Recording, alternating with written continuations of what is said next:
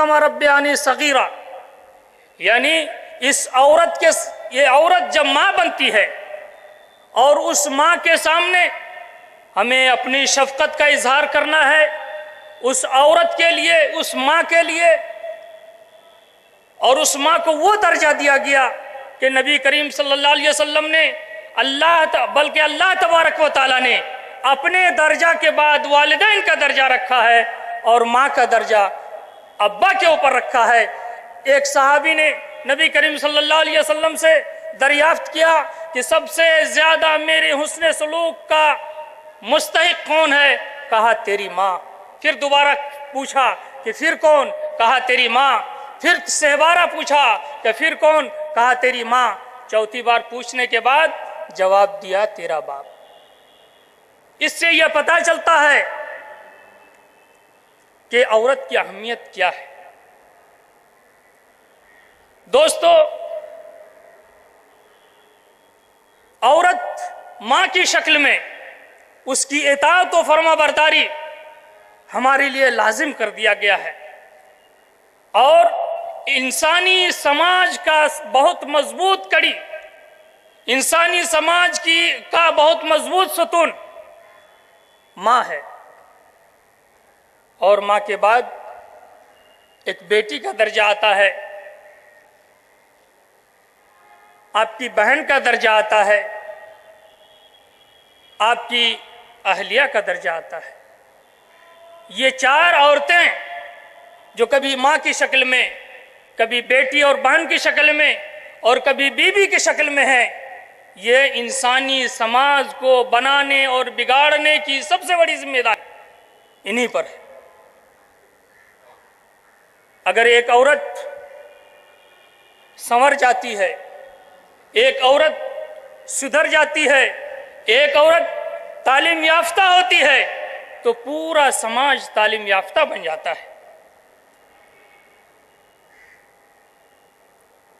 मोहसिन इंसानियत मोहम्मद रसूल सल्लल्लाहु अलैहि वसल्लम ने तलबुल इल्म फरीदतुन अला कुल्ले मुस्लिम कहकर यह वाजिब करार दिया है कि मुसलमान मर्द और औरत पर तालीम हासिल करना वाजिब है।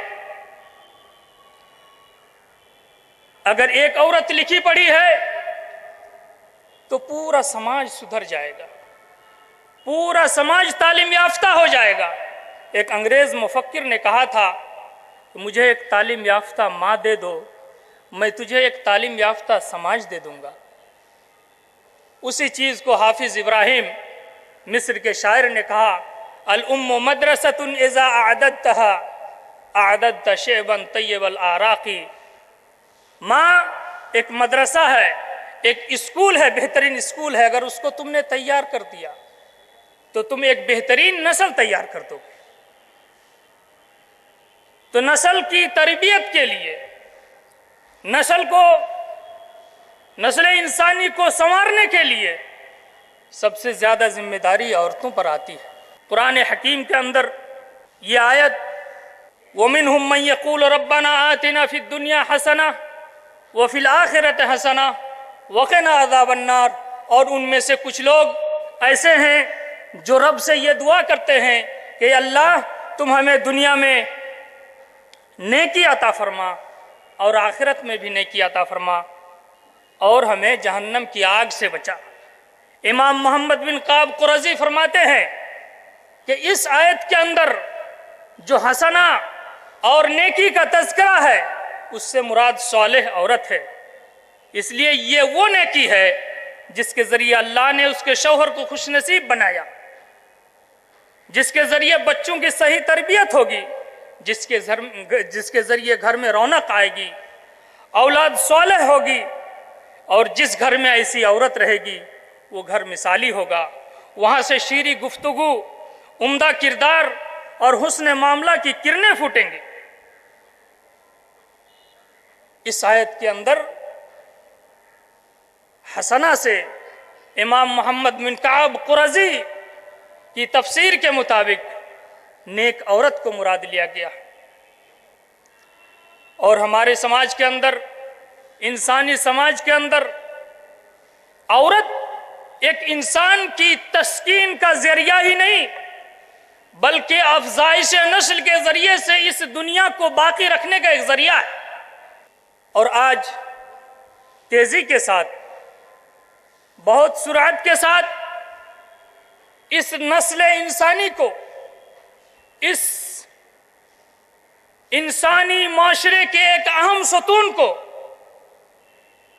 ہندوستان سے ختم کیا جا رہا ہے، ہمارے سماج سے ختم کیا جا رہا ہے۔ ہندوستان میں مردوں کے مقابلے میں عورتوں کی تعداد گرچہ کم ہے، پھر بھی آپ اونچے سماج والے جو اپنے آپ کو ہائی فائی سمجھتے ہیں، گریجویٹ سمجھتے ہیں، اونچی کوالٹی کے لوگ اپنے آپ کو یہ سمجھتے ہیں کہ ہمارے گھر میں اگر بچی پیدا ہو جائے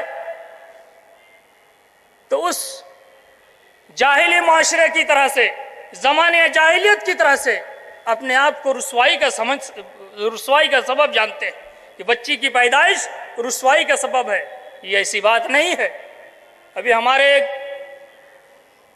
بزرگ مولانا فضل اللہ انصاری صاحب نے ایک مضمون نمائے اسلام میں چھاپا کہ یہ خوش نصیب بیٹیاں کہا کر نمائے اسلام میں ایک مضمون چھاپا، اور اس میں انہوں نے یہ کوشش کی کہ دنیا کا سب سے پاورفل ملک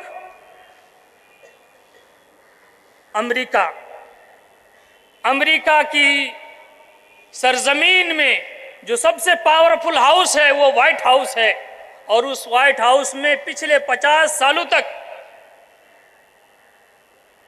اس گھر میں، اس وائٹ ہاؤس میں جتنے بھی صدر پیدا ہوئے اکثر صدر کی بیٹیاں ہی تھیں، اور سارے صدور کے نام انہوں نے گنائے ہیں، اور یہ بعد میں بل کلنٹن کا نام لے آیا، اور بل کلنٹن کی ایک ہی بیٹی تھی جو اس گھر میں رہ کر اس کی پرورش ہوئی۔ اسی طرح سے ڈبلو بش کا بھی نام دیا، اور اب اوباما کی بیٹیوں کی تصویر جو چھاپا تھا اس کے ذریعے سے انہوں نے وہ استدلال کیا اور تاریخ کھنگالی اور دیکھا کہ یہ خوش نصیب بیٹیاں ہیں۔